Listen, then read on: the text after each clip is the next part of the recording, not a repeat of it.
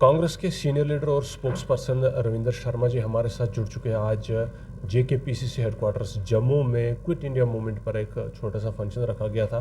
थोड़ा सा बैकग्राउंड हम बताएंगे। क्रिप्स मिशन के फेलियर के बाद जो भारत को एक पार्शियल स्वतंत्रता देता था, उसके फेलियर के बाद क्विट इंडिया मूवमेंट जो है, यानी पूर्ण स्वराज का जो मूवमेंट है महात्मा गांधी द्वारा शुरू की गई थी और इंडियन नेशनल कांग्रेस जो है वो इसमें अहम भूमिका निभा रही थी। उसी की याद में आज जो है वो यहाँ पर एक फंक्शन रखा था। हमारे साथ स्पोक्स पर्सन कांग्रेस के रविंदर शर्मा जी है। जैसा मैंने पहले कहा, कुछ गिने चुने सवाल लेते हैं। मूवमेंट को हम याद करेंगे तो क्विट इंडिया मूवमेंट जिस पर आज भारत बना है, जिस पर आज भारत ऐतिहासिक दिन है जिस दिन कांग्रेस पार्टी ने 8 अगस्त की शाम को प्रस्ताव पास किया बॉम्बे में कि हम सुबह भारत छोड़ो आंदोलन का आह्वान करेंगे और भारतीयों से आह्वान करेंगे कि करो या मरो, क्योंकि अंग्रेज़ हमारे पे जुल्म कर रहा था, फांसी पे चढ़ा रहा था, गोलियां मार रहे थे, भारतीयों को कत्ल कर रहे थे और हम लड़ रहे थे और अंग्रेज़ छोड़ने को तैयार नहीं था। उस वक्त महात्मा गांधी ने तंग आकर के कहा कि कल से हमारा अंग्रेज़ों के साथ करो या मरो। सुबह होते होते सारी लीडरशिप, महात्मा गांधी को भी गिरफ्तार कर लिया गया, पंडित जवाहरलाल नेहरू को भी कर लिया गया, सरदार पटेल, तमाम लीडरशिप जेल में बंद कर दी गई कि भाई ये बड़ा ख़तरनाक आंदोलन है और अंग्रेज डर गए उससे। तो श्रीमती इंदिरा गांधी श्रीनगर एयरपोर्ट पहुंची थी, उनका हनीमून, उन्होंने शादी करके यहाँ पहुंचे थे, तो यहीं उनको पता लगा कि सारी लीडरशिप की आदत गिरफ्तार हो गई। यहीं से वो एयरपोर्ट से वापस चली गई और उस लीडरशिप को आगे बढ़ाया गया। अरुणा आसफ अली ने वहाँ झंडा चढ़ाया, उसके बावजूद के तमाम पाबंदियों में और उस गोली के बौछार में कई खतरा था, लेकिन लोगों ने कफन बांध करके इस जंग को लड़ा और महात्मा गांधी 1944 तक जेल में रहे और पंडित जवाहरलाल नेहरू 6 मार्च 1945 तक जेल में रहे। कुल मिला के 9 साल वो जेल में रहे।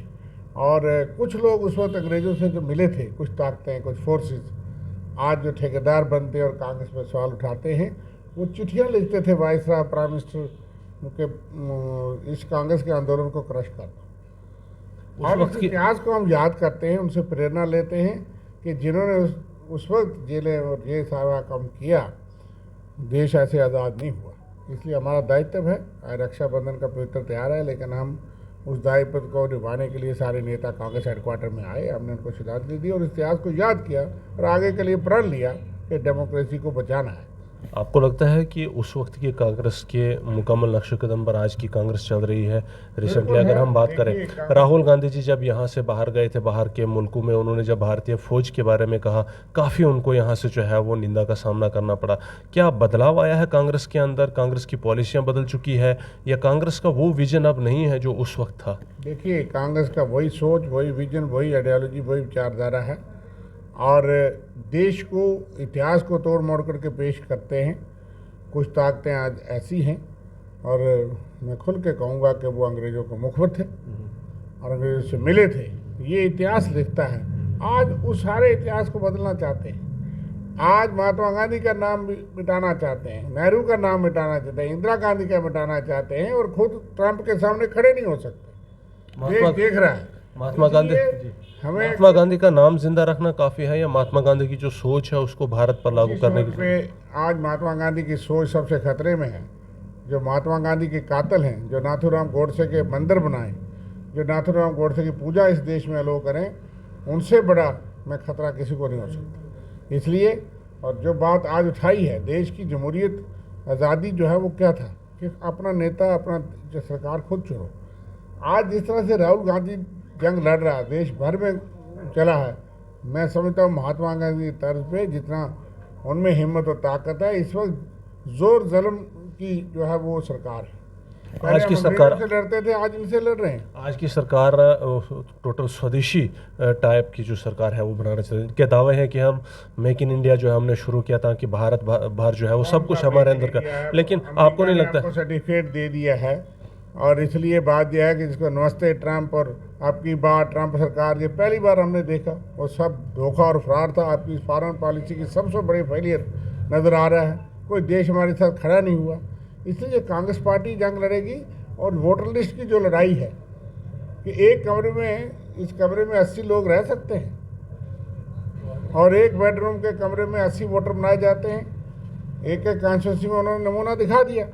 आप वोटर लिस्ट नहीं देना चाहते, डिजिटल वोटर लिस्ट, और कल से साइट बंद कर दी इलेक्शन कमीशन ने, क्योंकि लोग उसके सर्च करना शुरू हो गए थे। ये इस बार खतरा जो है, हमें डेमोक्रेसी को खतरा जो है वो इस जमहूरियत, तो यही आज़ादी थी। एक आखिरी सवाल आपसे लूँगा शर्मा साहब, आपने वोटर लिस्ट की बात की, क्या सिर्फ इसी बार इलेक्शंस में ऐसा हुआ है कि जो वोट चोरी के इल्ज़ाम राहुल गांधी ने लगाए हैं, इससे पहले भी हुआ है? अगर ऐसा पहले से होता रहा है तो इलेक्शंस क्यों जो है वो लड़े जाते हैं?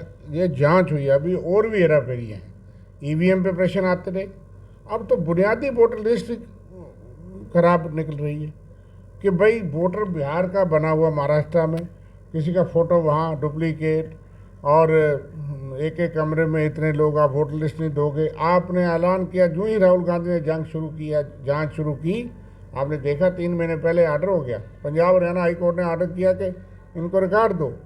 इलेक्शन कमीशन ने ऑर्डर करके निकाल दिया कि 45 दिन में हम सारा सबूत मिटा देंगे। ये सच को सामने लाने के लिए है या सरकार को गिराने के लिए?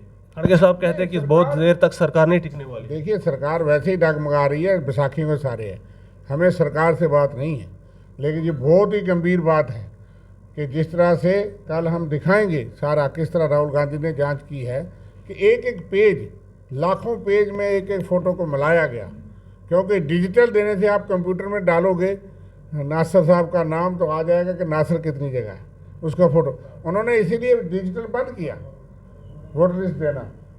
फ्रॉड क्यों हो रहा है?